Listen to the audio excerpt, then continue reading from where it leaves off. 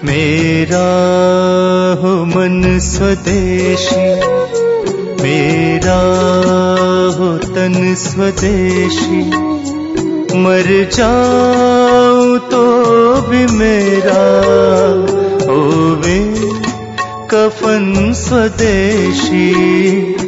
अभी जो शिक्षा हम लेते हैं वो मैकॉले की है। मैकॉले ने जो पाठ्यक्रम तय किया वही हम पढ़ते हैं, और दुर्भाग्य से मैकॉले जो पाठ्यक्रम हमको दे गया वो इतना रद्दी और बेकार का है जो जिंदगी में कभी काम नहीं आता। हम पढ़ते हैं, रटते हैं, कक्षा में जाकर उल्टी करते हैं। कॉपी पे लिखना माने उल्टी करना। 100 में से 96 नंबर ले आते हैं। अब उसका शहद लगा के चाटे तो क्या निकलता है उसमें से? 96 नंबर। जिंदगी में काम नहीं आती वो शिक्षा। मैं मेरा उदाहरण देता हूं, सालों साल मैंने पढ़ाई की, मेरा जीवन खराब किया। मैं नहीं पढ़ता तो बहुत अच्छा होता। जितने साल मैंने पढ़ाई की, जितना पैसा मेरे माता पिता ने मेरी पढ़ाई पे खर्च किया, जितना पैसा मेरे ट्यूशन पे मेरे माता पिता ने खर्च किया, अगर मैं पढ़ने नहीं जाता वो सब पैसा बचता और मैं उससे कोई धंधा और व्यापार करता तो करोड़पति होता। क्या पढ़ाई हुई है मेरी? मैंने बचपन में पढ़ा x + y whole square is equal to x square plus 2xy plus y square, x minus y whole square is equal to x square minus 2xy plus y square. अब मेरे समझ में नहीं आता कि करूं क्या इसका मैं मेरी जिंदगी में।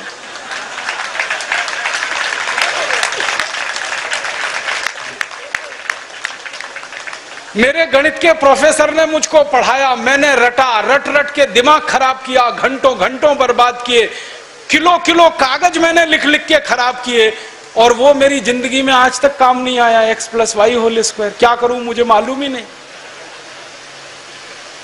मेरे गणित के प्रोफेसर को एक दिन मैंने कहा कि आपने मुझे ये क्यों पढ़ाया x + y होल स्क्वायर, मेरी जिंदगी में तो काम नहीं आया।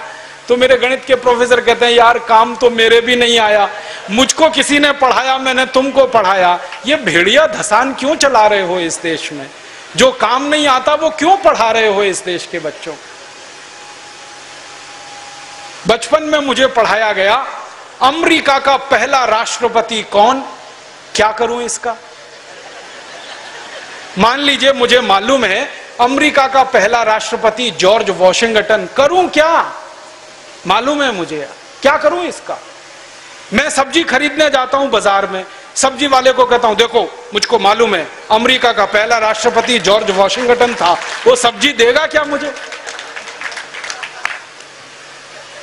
फालतू में रटा रटा के मेरा दिमाग खराब कर दिया। अमेरिका का पहला राष्ट्रपति कौन? और मुझे इतना दुख होता है, तकलीफ होती है कि कोई मुझे ये पूछना शुरू करे कि तुम्हारे परिवार का पहला राष्ट्रपति कौन? मुझे नहीं मालूम। मेरे परिवार के राष्ट्रपति से मतलब मेरे दादा, दादा के दादा, दादा के दादा, दादा, कहीं से हमारा कुल शुरू हुआ ना, तो मेरे कुल का पति माने मेरा पहला पिता, वो कौन नहीं मालूम। और अमेरिका का पहला राष्ट्रपति मालूम है। और मुझे तो इतना दुख होता है कि अमेरिका का पहला ही राष्ट्रपति नहीं मालूम, 250 राष्ट्रपति मालूम है मुझे उनके, और मेरे कुल के 2.5 आदमी के नाम नहीं मालूम मुझे। मेरे पिताजी का नाम मालूम है, उनके पिताजी का, उसके आगे बढ़ता हूं तो सब ब्लैंक हो जाता है, याद ही नहीं मुझे। क्या करना है ऐसी शिक्षा से? काम की क्या है ये? बचपन में मुझको पढ़ाया कनाडा का क्लाइमेट कैसा, कनाडा का, भारत का नहीं, कनाडा का। कनाडा की जलवायु क्या है, क्या करूं उसका कनाडा की जलवायु का? मैं तो कभी कनाडा जाने वाला नहीं, कनाडा मेरे घर में कभी आने वाला नहीं, उसकी जलवायु पढ़ के करना क्या है? मैं शिवपुरी में रहता हूं, मैं भोपाल में, ग्वालियर में रहता हूं, मुझे शिवपुरी की जलवायु मालूम है तो कुछ काम आने वाली है। कनाडा की जलवायु क्या काम आने वाली है? कभी जिंदगी में मौका मिला कनाडा जाने का, जिसका कोई दूर दूर तक संभावना नहीं है, तब जाके वो बात कभी काम आएगी। उसके लिए रट रट के, पढ़ पढ़ के दिमाग खराब कर दिया घंटों घंटों। ऐसा फालतू इतिहास पढ़ाया।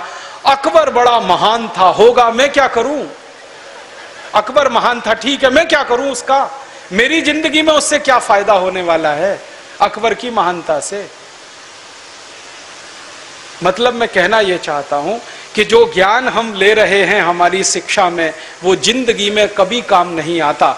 आप ईमानदारी से अपने बारे में एक दिन ये करना, मेरी बात है इसलिए नहीं, आपने जो जो पढ़ा है अपनी जिंदगी में याद करो, उसमें से कितना आपके काम आया।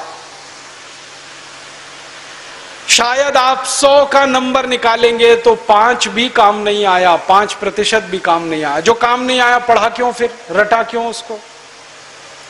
और आप ऐसे सोचो, दूसरा उल्टा सोचो कि हमने जितना पढ़ा वो कितना हमें याद है। याद उतना ही रहेगा जो रोज काम आता है, बाकी कचरे को दिमाग निकाल के ऐसे ही फेंक देता है। जो याद ही नहीं रहे और काम नहीं आए उसको पढ़ना और पढ़ाना क्यों?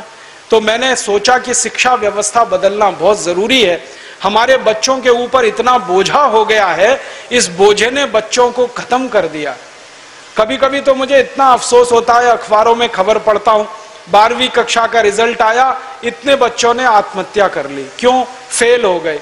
बच्चे थोड़ी फेल हुए हैं, परीक्षा की पद्धति फेल हुई है हमारी, बच्चे फेल नहीं हुए। बच्चों के बारे में तो सारी दुनिया कहती है कि वो तो कच्ची मिट्टी के घड़े के जैसे हैं, जैसा आप शेप दोगे वैसे हो जाएंगे। हमारे बच्चों को हमारे अध्यापक और परीक्षा वाले शेप नहीं दे पाए, इसलिए परीक्षा पद्धति फेल हुई है, बच्चे फेल नहीं हुए।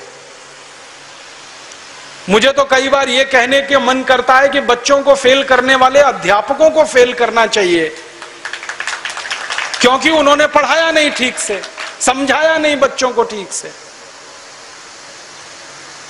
और इस शिक्षा पद्धति में क्या भेड़िया धसान है। 100 में से 90 नंबर लाओ, 99 नंबर लाओ, 98 नंबर लाओ तो आप बहुत होशियार हैं, 33 नंबर लाओ, 30 नंबर लाओ तो आप बिल्कुल बेकार हैं।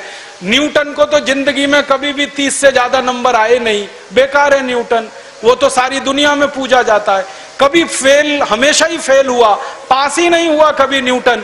स्कूल वालों ने निकाल दिया उसको कि हर बार फेल हो जाता है, ये पढ़ने लायक नहीं है।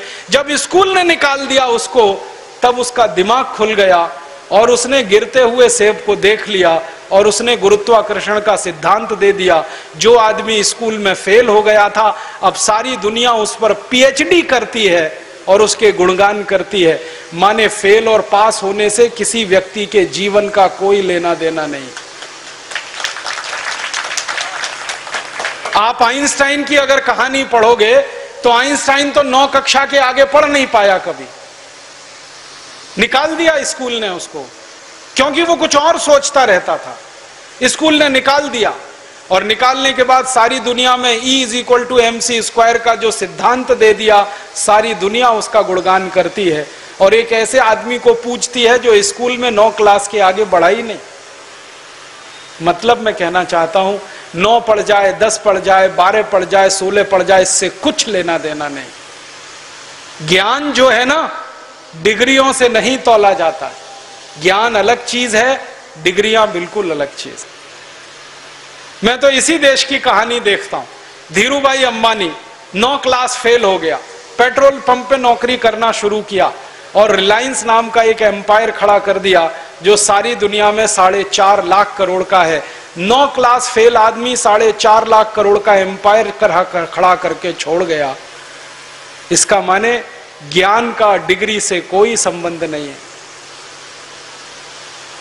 घनश्याम दास बिरला 4 क्लास पढ़े, स्कूल और गांव छोड़कर निकल गए, लोटा लेकर कलकत्ता पहुंच गए और इतना बड़ा खानदान बना दिया, बिरला एम्पायर, जो आज लाखों करोड़ का है। 4 क्लास पास आदमी ने किया। बिरला जी कहा करते थे कि क्लास पास करना कोई महत्व की बात नहीं है जीवन की तुलना में। तो हम जीवन को जीने वाली शिक्षा हमारे विद्यार्थियों को दें, ऐसी शिक्षा व्यवस्था हम बनाएं जिसमें डिग्री का महत्व ना हो, ज्ञान का महत्व हो, परीक्षा का महत्व ना हो, सीखने का महत्व हो, पढ़ाने का महत्व नहीं हो, सिखाने का महत्व हो। अध्यापक भी सीखें, विद्यार्थी भी सीखें, दोनों सीखने की प्रक्रिया में आगे बढ़ें।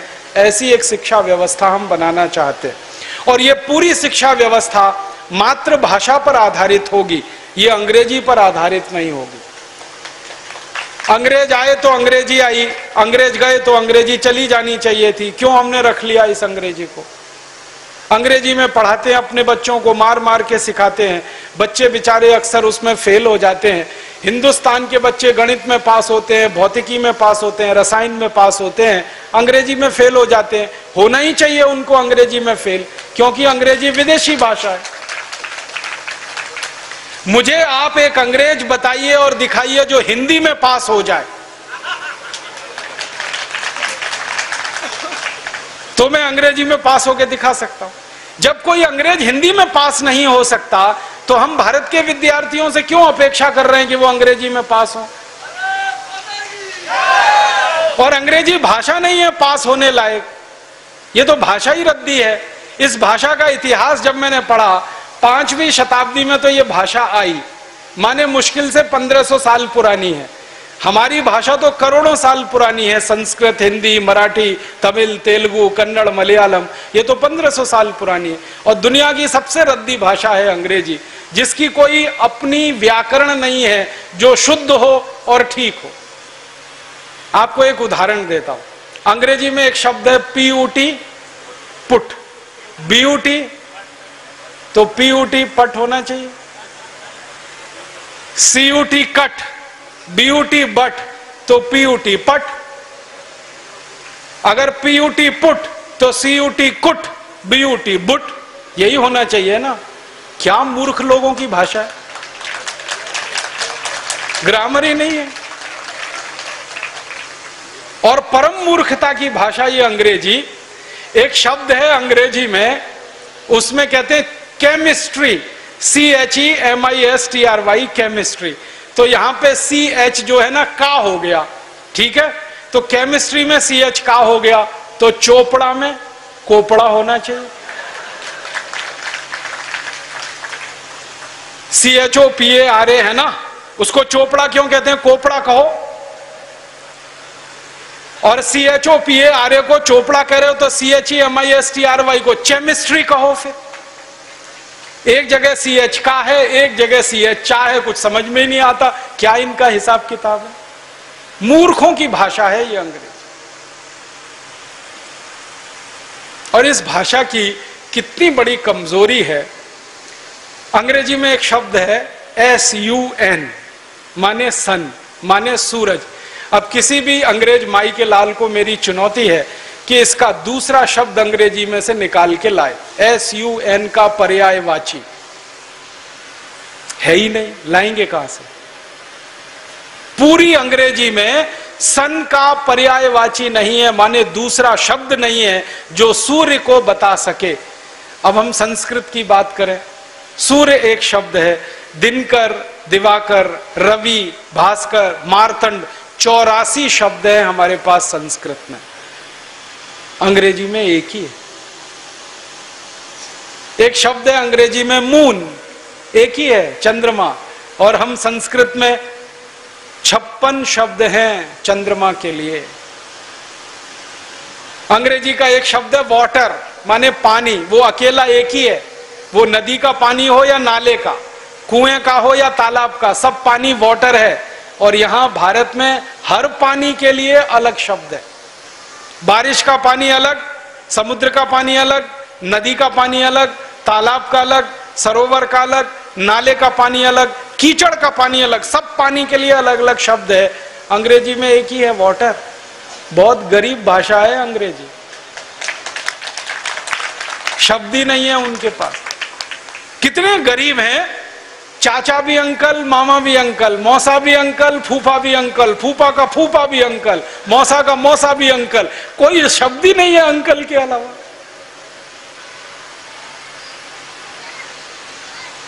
और चाची, मामी, मौसी, सब आंटी, कोई दूसरा ही शब्द नहीं है उनके। हम तो मूर्ख लोग इस अंग्रेजी में फंस गए। अकल नहीं हमारी तो मारी गई है। हमारे देश में जो अंग्रेजी पढ़ गए ना, अकल उन्हीं की मारी गई है।